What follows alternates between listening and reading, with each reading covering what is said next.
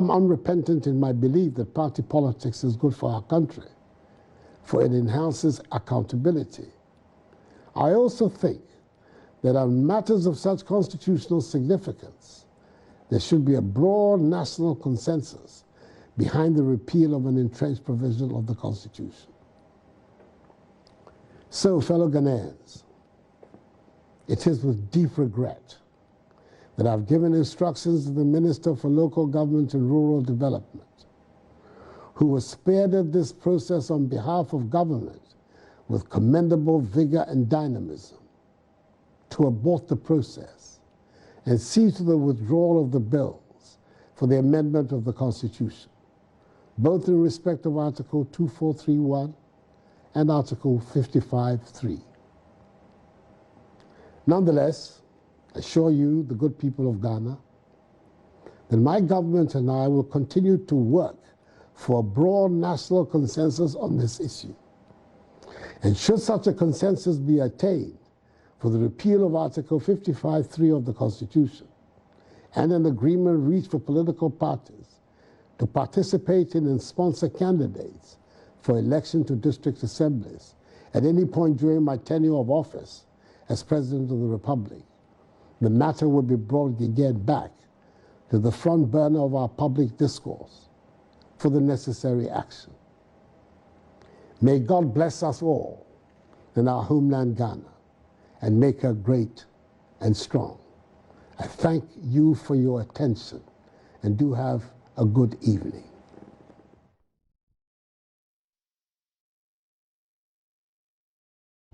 Well, so this mass broadcast was publicly again broadcast on various mass media platforms, including ours, and subsequently social media as well as various public platforms went agog with views variedly from individuals but also groups and known personalities having their take on what the content of the president's announcement had been. An abortive step taken to make sure that we went back to the table as a country, following his belief, if not his government's belief, that the referendum needed to be conducted on a partisan basis for the election of MMDC subsequently.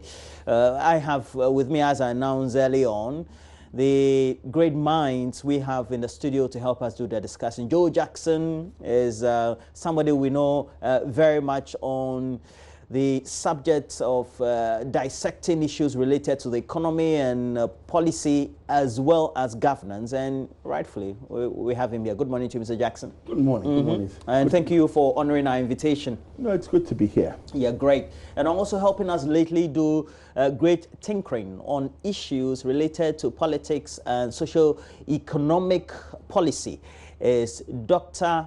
Kwame Asasante. He's a senior lecturer with the Department of Political Science, the University of Ghana. I'm honored to have him once again. Thank you, Dr. Asasante. Thank you. Okay, but straight away, let me start with you, Mr. Jackson. If you have to, on the face of it, as you listen to the president, analyze his statement, what will be your two picks from the statement?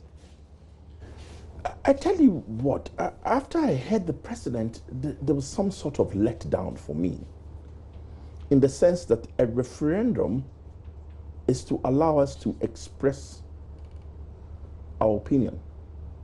And for two sides, yea or nay, for us to know what the Ghanaian thought about this process. Now, it being aborted, I felt like a child who's playing a soccer match. You know, when somebody brings the ball and he's playing the soccer match and he sees that his team is about to lose and he takes the ball and he walks off he says, Yapon, Yambobio. That's how I felt like. Standing there, I don't own the ball. So, and he has a right to take the ball away because it's his ball. But I felt as if I felt let down and disappointed and wondering, why didn't we? There's been tremendous debate on both sides. People have changed their minds. People have expressed views. We are a scant, a couple of just shy of 2 weeks to the time. Look at the amount of money we have spent preparing look at the debate that has gone on. I just thought we should have gone ahead and then listened to the voice of the people. What about you, Dr. Sasanti? It's unfortunate that it has happened this way. But the good news is that if you listen to the president, he did say that when he's able to reach consensus with the stakeholders, he's likely to bring it back. That is where I'm looking at. It's my hope and prayer that the issue will be brought to light again, so that we'll look at it. The few mistakes that were committed, I think before we get there, they should be able to deal with them. If you look at how the whole debate started, and then the issue of the turnaround by the NDC, one would have thought that being a government in power, they will be able to leverage on the opposition and then have a very beautiful conversation with the NDC. In one breath, you want the NDC to be able to come together so that you can have a sound discussion of the issue. But another breath, people in the parties were accusing them of bad faith and all that. You don't build a consensus in that direction. And I think that is what really one of the problems that we face. But I think going forward, the NPP had learned its mistakes and will be able to rise up to the occasion. Okay, let me ask you this. Both the NDC and the NPP, prior to 2016, or in the electioneering to December 2016, had put before the voters that election of MMDCs should happen. What did you understand by what the two parties wanted to do in the first place? Well, my thinking was that they wanted to have the people who were within any area to elect the DCE with the political flavor that they favored. That's how it made sense to me. So if I'm in, for argument's sake, for K2 South, even though it's an NPP era and the DCE there is now appointed by the president. The president, you would expect that, given the if we had partisan politics at that level, the DCE from K2 South, given the large margins that NDC won, would then be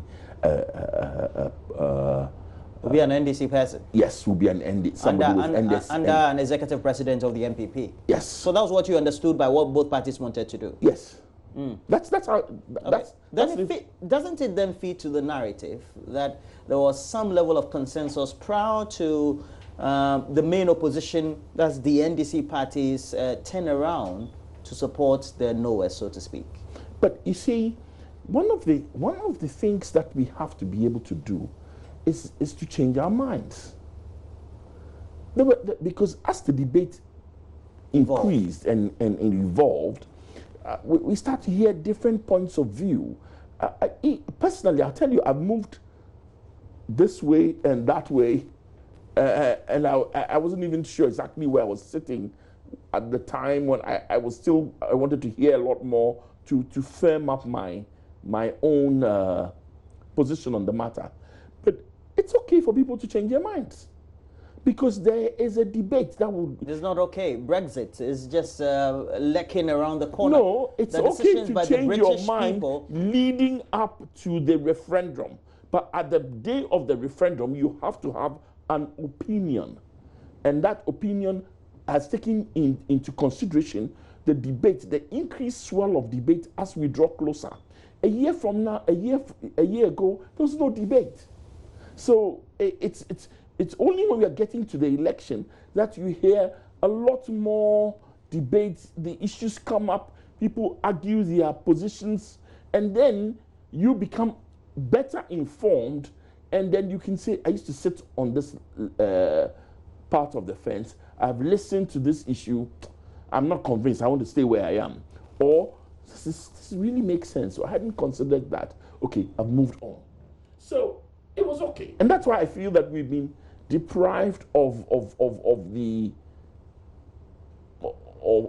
having even greater debate in the weeks leading up and to take a decision.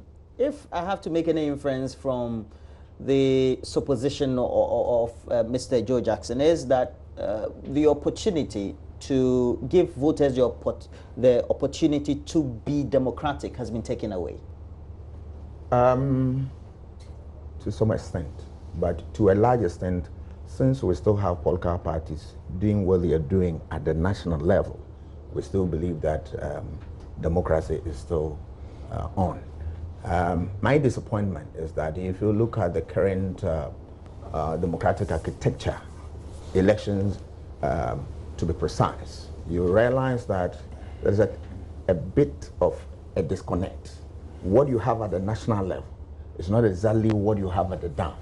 We have listened to the argument here and there, people saying that the framers of the Constitution did not even intend to let us have partisan politics at the grassroots. Yes, if that argument is anything to go by, then those people who framed the Constitution might as well also kick the one at the top away. But you see, we wanted a situation, I think, in the minds of the two parties, or all the parties, they wanted a situation where what happens at the national level will also be replicated at the grassroots, so that you have election there, and that people will select their people at the grassroots. Mind you, elections that are conducted, putting people at the top, both at the presidency and parliament, they do it at the constituency, and parties are visibly clear and doing all the manipulations, all the game there.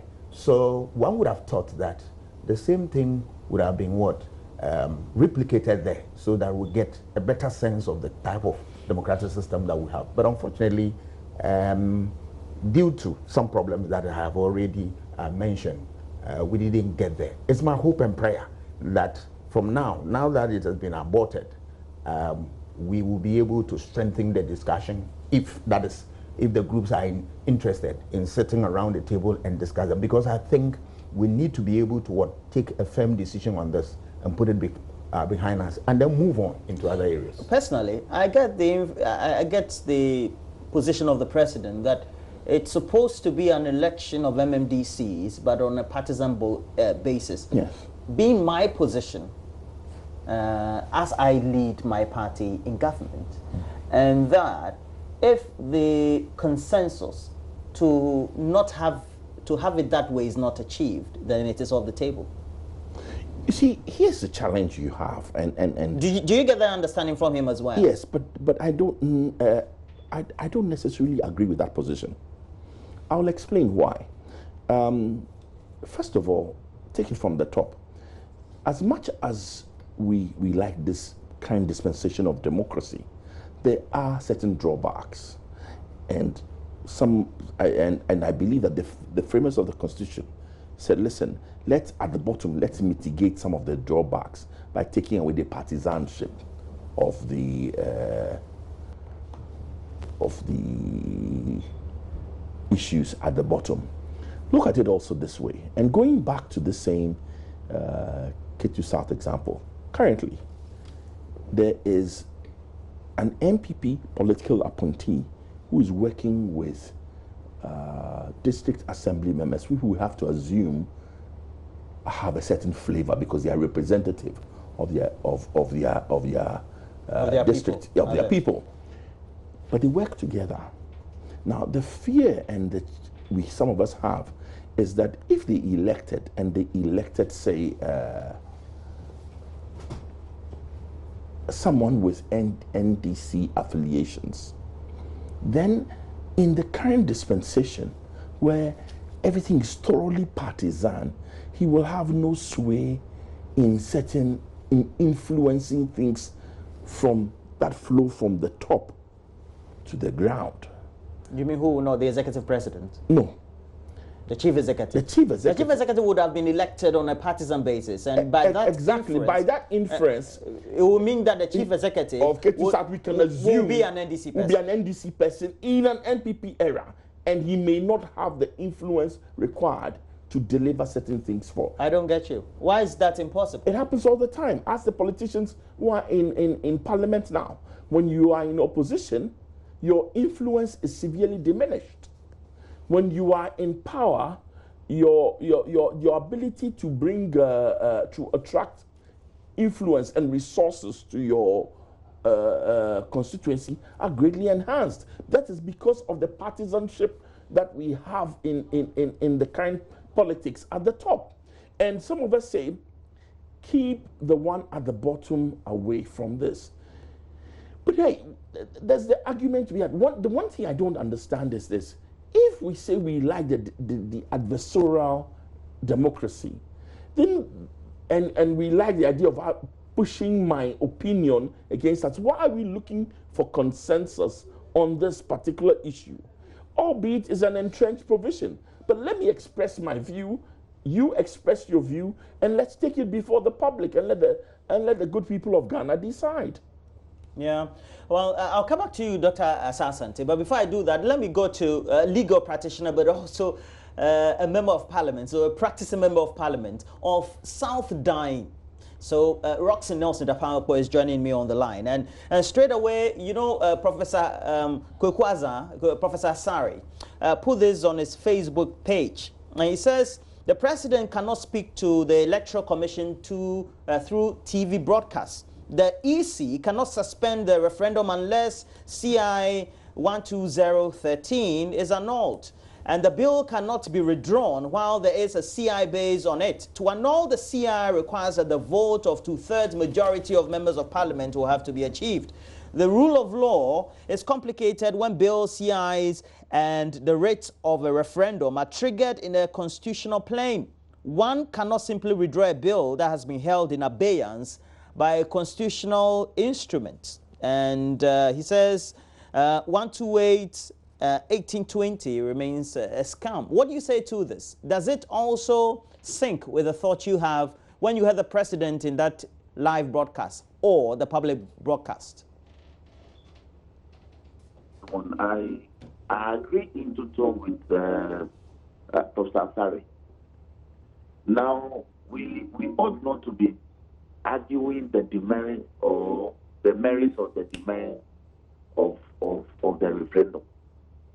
We should be looking at the merits or the demerits of the decision of the president to as it were withdraw both bills.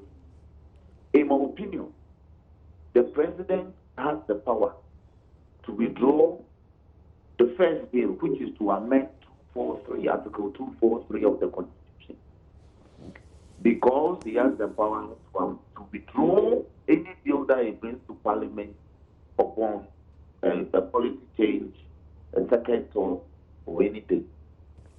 Where he hasn't got the power to withdraw is the second bill.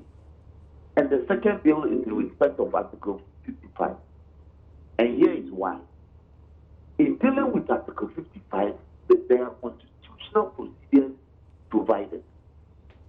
And those constitutional procedures are being followed now. So the bill in respect of Article 55 is no longer technically speaking in the hands of Parliament.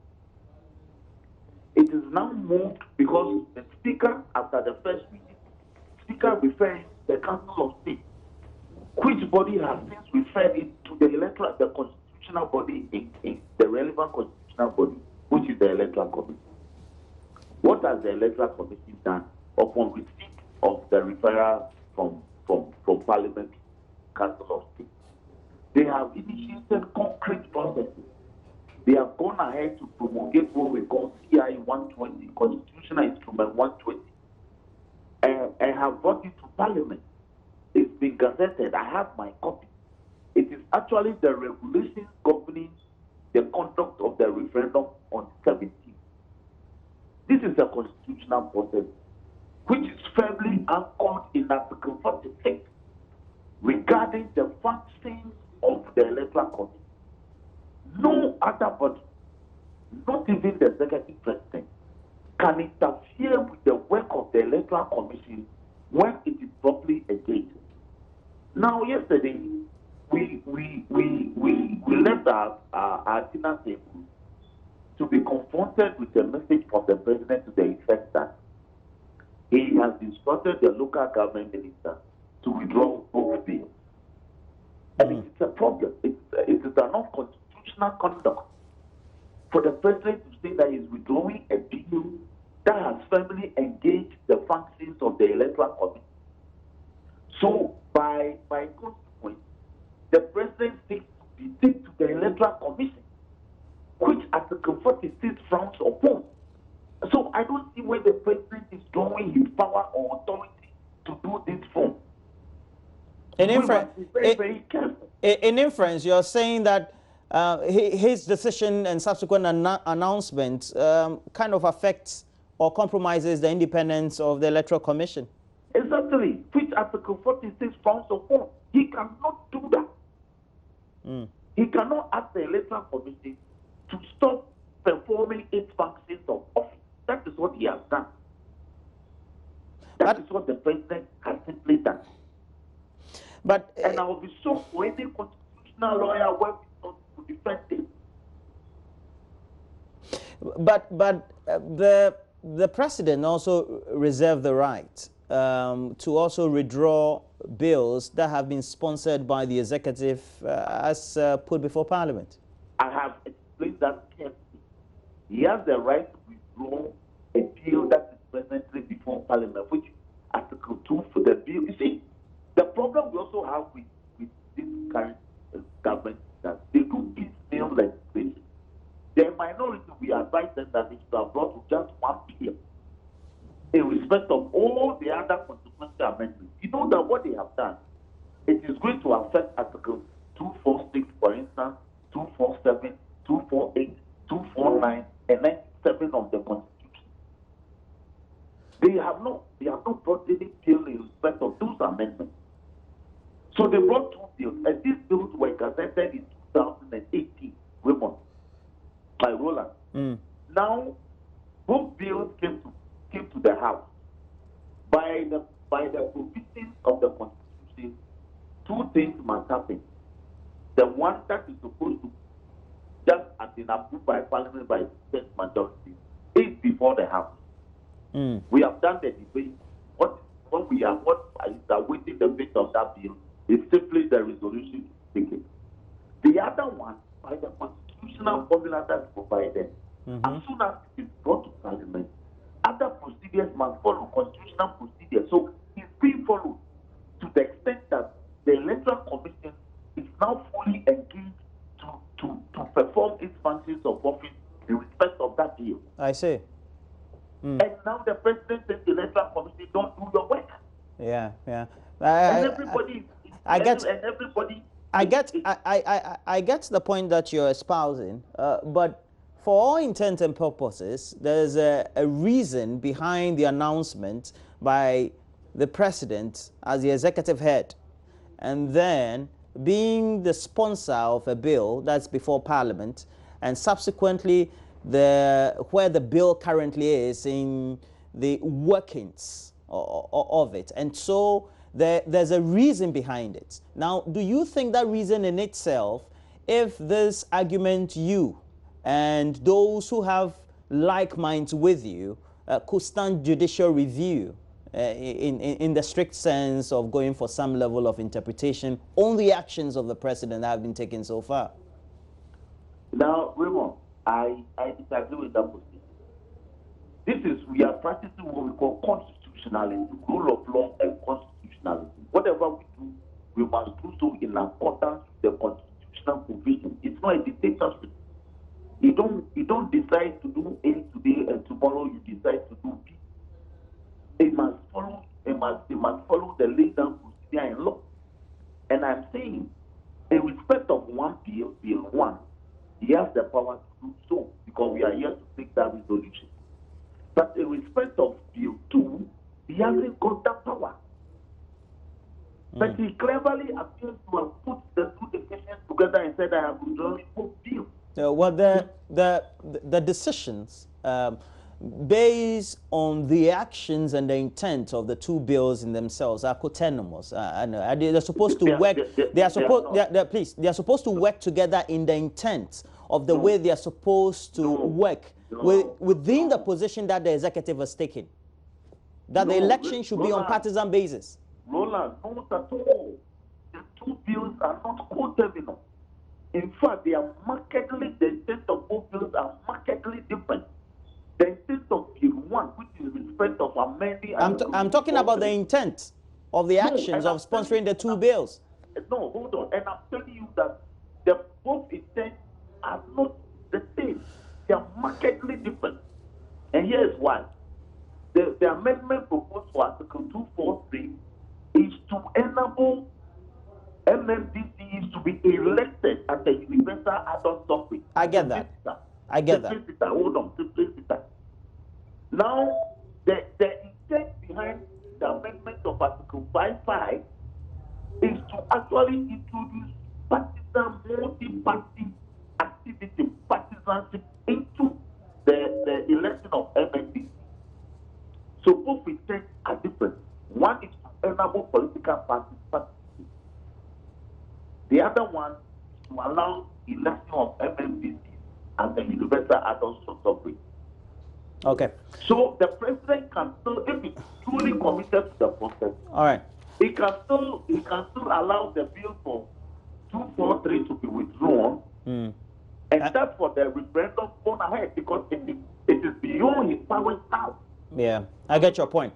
That point has been established. Okay, let me end with you by asking one more question. The president made reference to wide consultations that had been made with key political figures and making strict reference to your flag bearer, who is also a former president, as a key person who also needed to be consulted. And he had the mindset that it looks like they were siding with the position of the executive on the subject.